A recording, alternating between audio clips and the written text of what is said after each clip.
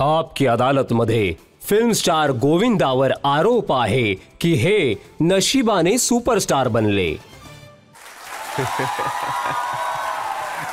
गोविंदा, जून 1986 हे मॅगझिन माझ्याकडे आहे. यामध्ये स्टोरी छापली गोविंदा सोन्याची कोंबडी.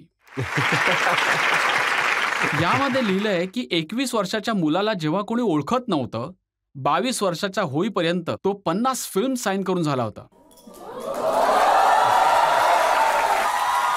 आणि असं मुंबई फिल्म इंडस्ट्रीमध्ये कधीच झालं नाही. तर हे कसे बनलात सोन्याची अंडी देणारी कोंबडी? हे एवढं सगळं कौतुक करून यांनी ज्या प्रकारे माझा कोंबडा बनवलाय. माझा असा विचार आहे की माता आहे सर्वत्र आणि मातृदेवो भव. मला जे मिळालं ते आईबाबांच्या आशीर्वादामुळेच मिळालं. आणि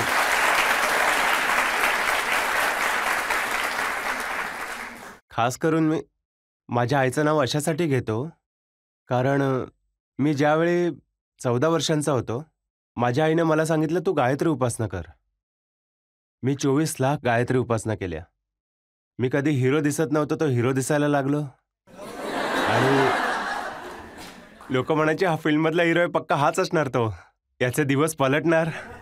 आणि मी बोललो यार मी कुठून हिरो दिसतोय. मी घाबरायचो, लाजायचो. मला असं कधी वाटायचंच नाही की मी फिल्ममध्ये वगैरे येईन. हा पहिला आरोप एवढा छान आरोप आहे की हा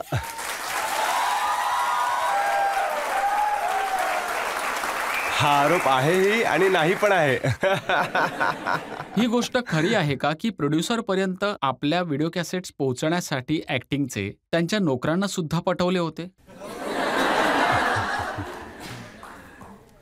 हे मोठ्या लोकांकडे वेळ कुठे असतो ना.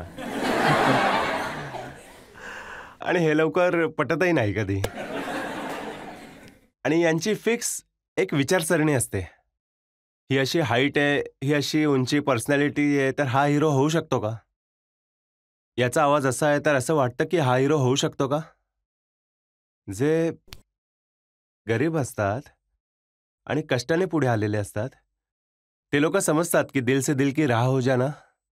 तर मी करायचं असं सगळं, पटवायचं त्यांना.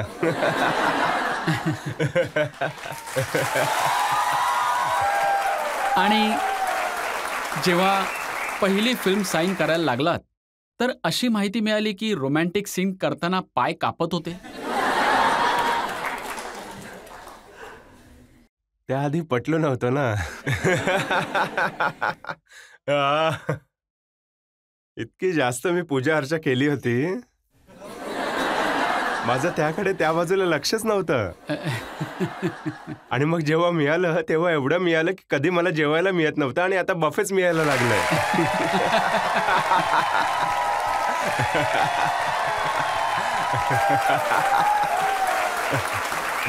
तर जेव्हा मी शूटिंग करत होतो, आदरणीय सरोजजींनी मला असं असं असं पण विचारत होती. तर मला ते असं होतं, पण माईकवरती त्यांनी मला, अरे काय असा कापतोयस, मुलीला कधी हात नाही लावलास का कधी? तर मी सांगितलं की मॅम माझा रोमॅन्स झाला नाहीये अजून. काय टच नाही केलंस कधी तू? मी म्हणालो नाही मॅम, ते कधी मी असं केलंच नाहीये, कारण असं मी कधी विचारच नाही केला. मी काय करू आता? मी तर गायत्री मंत्र बोलत होतो. तर झालं असं की त्यांची एक असिस्टंट असायची तेव्हा, ती कर्नाटकमधून होती, राजलक्ष्मी नाव होतं. तिला सांगितलं राजलक्ष्मी याला जरा जाऊन समजाव. तर मला वाटलं काय माहिती आता ही कसं काय समजावते ते. तर मला ती समुद्रकिनारी घेऊन गेली आणि म्हणाली गोविंदा असा जोरात पळते आणि मला मिठीत घे. आणि मी मिठी मारली तशी पप्या घ्यायला लागली. तर म्हणाली अजून थोडं समुद्रात. मी म्हटलं अरे मला ते स्विमिंग नाही चालेल, काय प्रॉब्लेम नाही, ये ये ये तू आत ये. तर मग मला म्हणजे असं घडलं होतं. परंतु थोडीशी शूटिंग झाली होती आणि थोड्या दिवसातच मी जसं रोमॅन्स करत होतो, मुली कापायला लागल्या.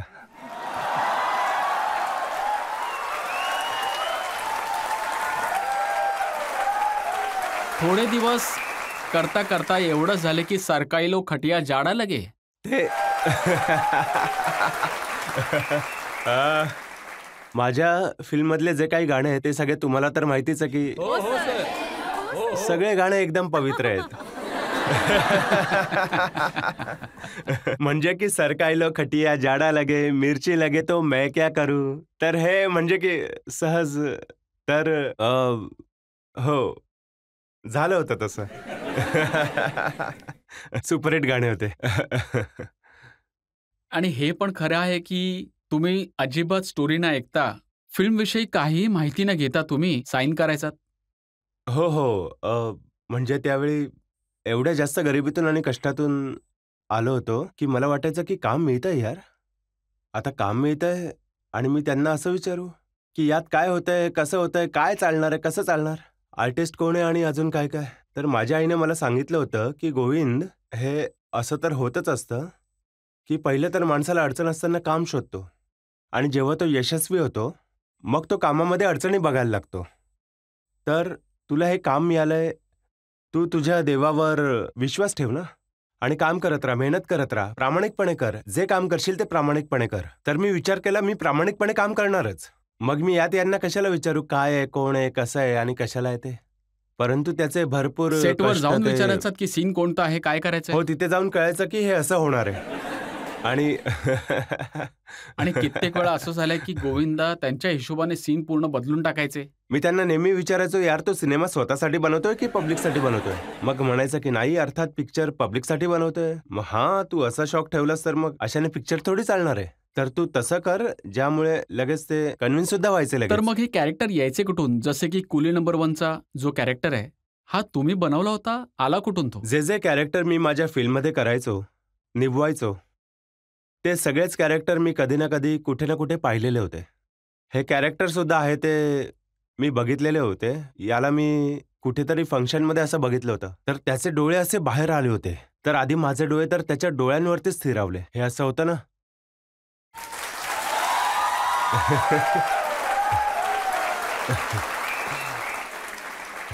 तर हे हे असं अस्वस्थ करून टाकणारे आत्मे असतात ना, नाही का? तर बरं वाटलं मला. मला वाटलं इंटरेस्टिंग कॅरेक्टर आहे. तर मी विचार केला, की यार याला थोडं विचारू, याच्याशी बोलूया. पण त्याआधी पोलिसांनीच विचारलं, "का रे, कोण आहेस तू? कुठून आलायस? इथे कुठे घुसलायस हां?" तर बोलला, की "ए, डोळे कोणाला दाखवतोयस?" तर बोलला, की "क्या अधिकार है मेरा? आंखें ऐसा है काय?"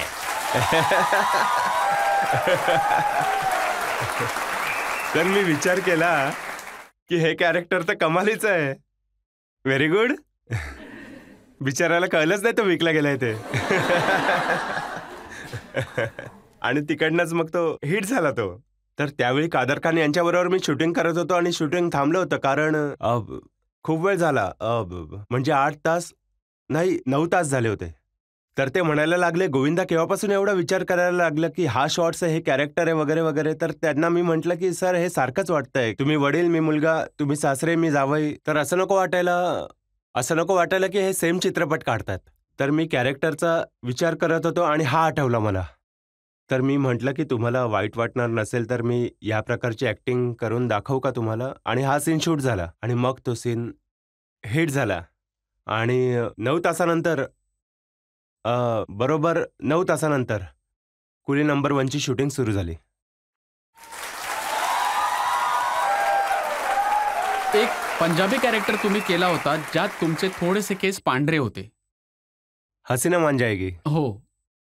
हो, ते काय झालं, अ, मी असंच परत एका फंक्शनला गेलो होतो, की ही स्टोरी आहे ज्यामध्ये हा जरा वेगळाच आहे यार.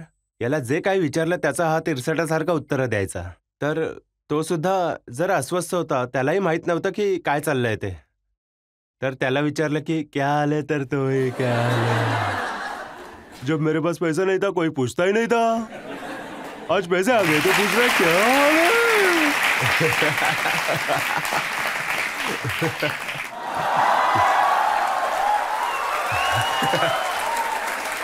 तर मी विचार केला की चांगला आहे, विकला गेला. आणि मग मी विचार केला याच्याबरोबर जरा टाइमपास करावा लागेल मला.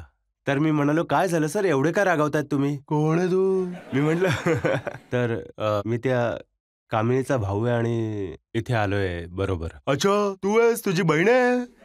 मी म्हटलं हो. अरे मला चपाती पाहिजे यार. कोणी इथे आहे की नाही? कोणी मला देणार आहे की नाही?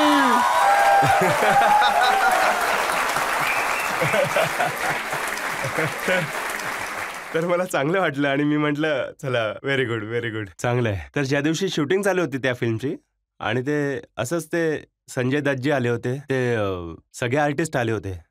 तर मी विचार केला की अरे हा चांगलं आहे की हा पंजाबी आणि चांगलं आहे. तर जो चाचाचा रोल होता तो रोल, ते कॅरेक्टर निभावलं मी. एक नागपाडासाठी तुम्ही सजेस्ट केलं होतं, तेव्हा लोकांना वाटलं की खूपच कठीण असेल हे करणं. हो, नागपाड्याची ही खासियत आहे की त्याचं नाव नागपाडा आहे, पण त्याची जी पूर्णपणे भाषा आहे त्यामध्ये आधी न लागतो. तर ते मला खूप चांगलं वाटलं की त्याचा उपयोग मला कुठेतरी केला पाहिजे.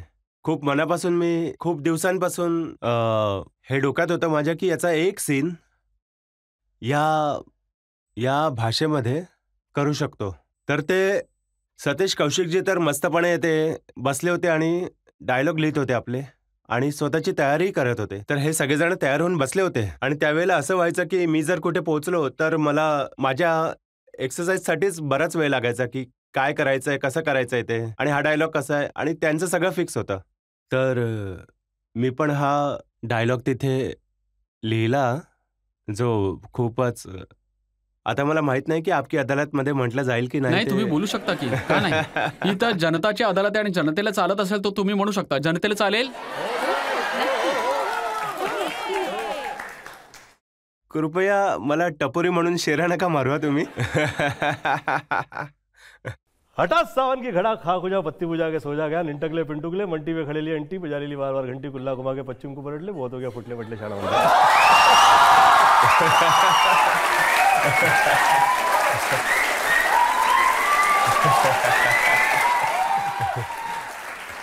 एवढ्या सगळ्या तुम्ही फिल्म्स करत होते एकदम आणि तर प्रोड्युसर्सना भेटायला तर वेळच मिळत नसेल, तर ते तुम्हाला शोधायचे कसे?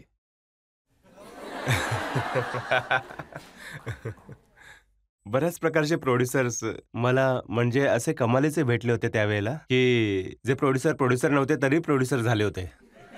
म्हणजे फायनान्सरला पटवून वगैरे ते कसे तरी सेटवर घेऊन यायचे आणि ऑन द सेट मला सांगायचं हे आले आहेत, आता जरा तुम्ही अदबीने वागा, त्याच्याशी चांगलं बोला, म्हणजे त्याला वाटलं पाहिजे आपलं चांगलं नातं आहे. तर मी म्हटलं तुमच्याकडे पैसे नाही आहेत का? मी आलोय, ते आले आहेत, होऊन जाईल ना. तू थांब रे, मी सुरुवात तर केली आहे. मी म्हटलं पैसे नाहीत आणि पिक्चरला सुरुवात केली. तर असे बरेचसे लोक भेटायचे मला तेव्हा, कारण की मला जे टॉपचे प्रोड्युसर्स होते त्यांना जसं कळायचं की याच्याकडे तारखाच नाहीये, तर मग हा शूटिंगला कसा येईल, काय होईल, कसा करेल, काय करेल, कसं होईल, काय, तर ते तर मला टचच करत नव्हते आणि जे टच करायचे ते असे असायचे. तर जरा मला असं वाटलं की यार मी हे काय करतोय. तर आदरणीय दिलीप साहेबांना मी धन्यवाद देऊ इच्छितो की त्यांनी मला आधी सांगितलं की गोविंद तू या सगळ्या 25 फिल्म सोडून दे. तर मी म्हटलं हां, 25 फिल्म सोडून देऊ? त्यांचे पैसे तर मी खर्च केले होते. तर जसं पण होईल तसं काही करून बघू. तर फिल्म्स, या सगळ्या फिल्म्समधून बाहेर निघतो. मग मी 25 फिल्म्स सोडल्या. तर जे प्रोड्युसर्स होते ते सगळे या प्रकारचे भेटले होते तेव्हा. त्या फिल्म सोडल्या होत्या तरी सुद्धा मी 49 फिल्म्स करत होतो.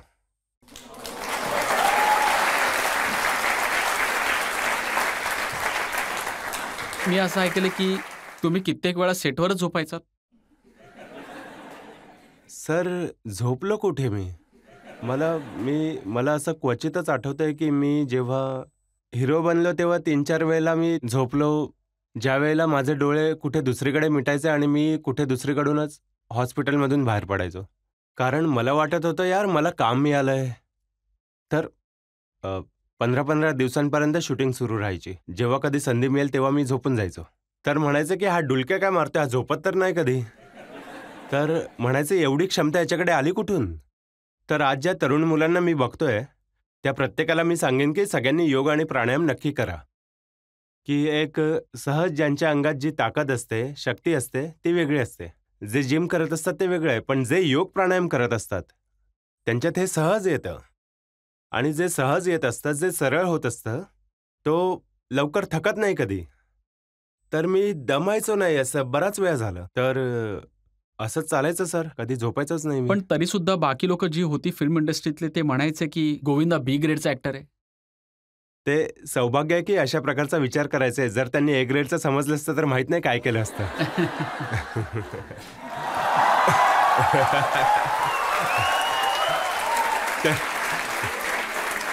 ते म्हणायचं असे. आणि एवढं घाबरवायचं विचारूच नका. ते येऊन जेव्हा तुमचा पिक्चर चालत नाही तेव्हा ते म्हणजे काय कचराच आहात ना लोकांसाठी तुम्ही. यार तुझा आवाज चांगला नाहीये रे. तुझा आवाज चांगला नाहीये. चालतो कसा तू? चालतो बघ असं असं असं नॉर्मल चाल ना. तुझी बॉडी तशी नाही रे जशी हिरोची हवी असते. ते हाईट वगैरे जरा हवी होती ना. हिल वगैरे घालत जा ना जरा. काय करतोस तू? म्हणजे एवढे कॉम्प्लेक्सेस टाकायचे की एखाद्याच्या डोक्यात येईल की मी आता इथून पळूनच जाऊ. मग तुम्ही हिट देतात. हिट आहे पण तसा नाहीये. मग विचारलं ते काय? तर मग तो अजून हिट होतो. मग तुम्ही अजून यशस्वी होता. अजून यशस्वी होता. झालं आता काय ते. म्हणजे की मिळाली तुला असं आहे नाही तुझ्यात. हां, मी या गोष्टींकडे कधी बघितलंच नाही. मी म्हणायचो अच्छा अच्छा अच्छा. पण तुम्हाला या गोष्टीची खंत राहिली आहे का की तुम्हाला कधी अवॉर्ड नाही मिळालं? माफी द्यावी सर, क्षमाप्रार्थी आहे. मला याचं उत्तर देताना मी खूप घाबरतो की आता सांगू काय.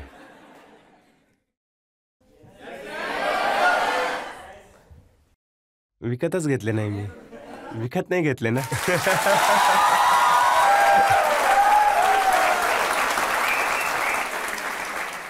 काय की हे सगळे फिल्मचे अवॉर्ड्स आहेत.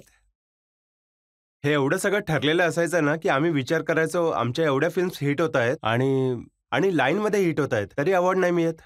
मग ज्याला मिळायचं तेव्हा असं असं करून मिळतं हे कळायचं. तर ते त्यांच्या खिशातनं पैसे निघाले तेव्हाच ते त्यांना अवॉर्ड मिळालं. तर म्हटलं अच्छा हे असं असतं. मग त्यानंतर जेव्हा मला अवॉर्डसाठी बोलवायचे मी म्हणायचो नाही नाही नाही नाही नाही परफॉर्म करायचं असेल तर सांगा पण मी पैसे घेईन त्याशिवाय नाही येणार. सॉरी मी नाही येणार. तर मी कधी गेलोच नाही तिथे. पण अशा फिल्म्स होत्या गोविंदा ज्यावर तुम्हाला अवॉर्ड मिळू शकत होतं जसं गदर, जी नंतर सनी देओलने केली. तुम्ही तेव्हा साफ नकार दिला होता. अरे जेव्हा मला अनिल शर्मा ती फिल्म ऐकवत होते ना त्यामध्ये इतक्या सगळ्या शिव्या वगैरे होत्या. मी म्हटलं यार मी तर कधी कोणाबरोबर असा पंगा घेत नाही. आणि तुम्ही तर म्हणजे किती ते राज्य विदेश वगैरे देश कुठे कुठे जाता काय करता.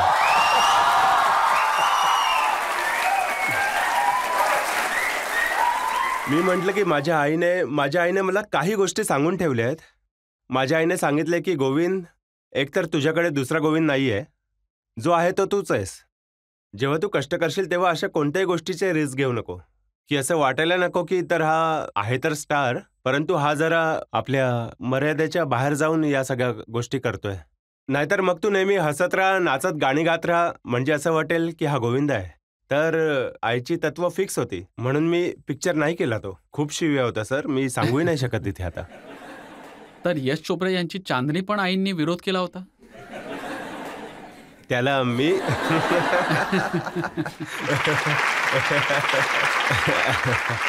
चांदनीमध्ये जे माझं कॅरेक्टर होतं ते अपंग होतं. मी म्हटलं गोविंदा अपंग. मी म्हटलं नाही चालणार सर. अच्छा ते असं होतं की मी त्यांना म्हटलं की मला असं वाटतं की यातले गाणे सगळे सुपरहिट आहेत आणि ही फिल्म गाण्यांमुळे नक्की चालेल. तर तसं झालं. एका अजून मोठ्या डायरेक्टरने तुम्हाला रोल ऑफर केला होता देवदासमध्ये शाहरुख खान बरोबर, चुन्नीलालचे. हो मी त्यांना विचारलं की माझ्यामध्ये तुम्हाला चुन्नीलाल कुठे दिसतो की त्याला असं.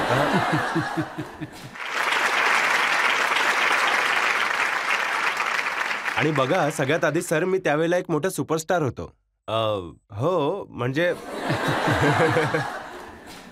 मी म्हटलं मला तुम्ही कॅरेक्टर देताय ठीक आहे टॉपला आहात तुम्ही चांगले डायरेक्टर आहात आणि पण तुम्ही मला कॅरेक्टर रोल का देताय म्हणजे सरळ स्टारवरून इथे खाली. ते म्हणाले तू एक काम कर शाहरुखला सांग मला सांगायला की ॲज अ मित्राच्या नात्याने फिल्म करेन. मग ठीक आहे अशी फिल्म नाही करणार मी. मी म्हटलं तुम्ही स्टार आहात, तुम्हाला वाटलं की तुम्ही टॉपचे डायरेक्टर आहात म्हणून मी फिल्म करेन. सॉरी, असं नाही करणार मी.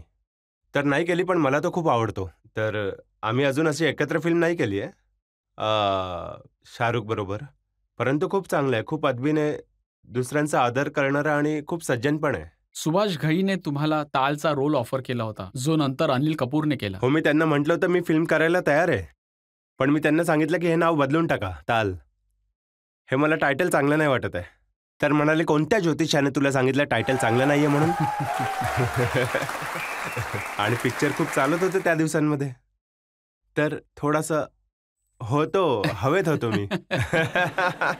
एवढे हवेत होतात की तुम्हाला एक हॉलिवूडची फिल्म मिळत होती, मोठ्या फिल्मचा हिरो बनण्याची, त्याला सुद्धा तुम्ही नाही म्हणालात.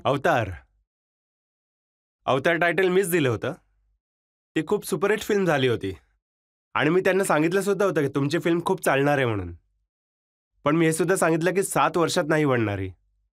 तू पिक्चर कम्प्लीट नाही करू शकणार असं मला वाटतं. तर ते खूप रागावले होते माझ्यावर. अच्छा, मी असा विचार नाही केला मी त्याच्या शहरात आहे म्हणून. तर मग मी असं बोलून निघालो तिथून. तर तो म्हणाला, असं कसं बोलू शकतोस तू की पिक्चर 7 वर्ष नाही बनणार? मी म्हटलं, तू एकतर अवतार बनवायचा आणि अशा टाईपचा अवतार बनवायचा की जो अपंग आहे आणि तो ईश्वराचा अंश आहे आणि तो अपंग आहे. मी म्हटलं, असं नाही होणार, हे संभवच नाहीये. आणि मी ज्या पद्धतीचा माणूस आहे, हे 410 दिवस तुम्हाला द्यायचे म्हणजे मी आयुर्वेद, पतंजली, गाय चिकित्सा आणि अजून काय काय करतो आणि तुम्ही कुठे माझ्या पूर्ण अंगाला असा रंग लावत बसणार आहे? मी म्हटलं, माझ्याने नाही होणार, सॉरी. क्षमा प्रार्थना केली आणि मी सांगितलं सुद्धा होतं की तुमची फिल्म सुपरहिट होणार आहे म्हणून. तर बरोबर 8व्या का 9व्या वर्षात ती फिल्म रिलीज झाली आणि ती सुपरहिट सुद्धा झाली. तर म्हणजे याचा अर्थ तुम्ही जे काही करता ते तुमच्या मर्जीनुसार करता. ते मला गाणं दिलं होतं ना.